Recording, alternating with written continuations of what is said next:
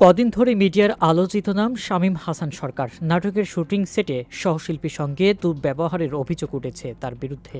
ওই নারী শিল্পীর অভিযোগের পর তোপের মুখে শামীম। এক সাক্ষাৎকারে অহনার নাম উল্লেখ না করেই তার সাবেক প্রেমিক সম্পর্কে নেতিবাচক মন্তব্য করেছিলেন। কেউ কেউ ধরেই নিয়েছিলেন অহনার সেই সাবেক আর কেউ নাম তিনি হলেন শামীম। অহনার বক্তব্যের পর শামীম বলেছিলেন ওই ব্যক্তি তিনি নন, তবে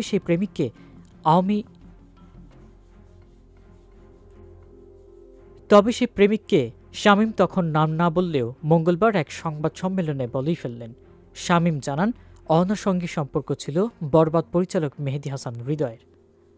তিনি আরও বলেন, মেহেদীর সঙ্গে অহনার 6 থেকে 7 বছরের রিলেশন ছিল। মাঝে অহনার সঙ্গে বন্ধুত্ব হয় আমাদের।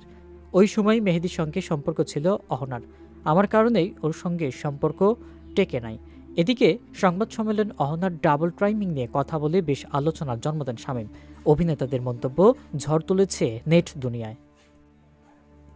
বিষয়টি নিয়ে ফেসবুকে অহনা লিখেছেন, ডাবল টাইমিং, আপনি যা বলছেন ঠিক বলছেন কি? নিজের দোষ ঢাকতে কি এমন অপবাদ দিয়েছেন?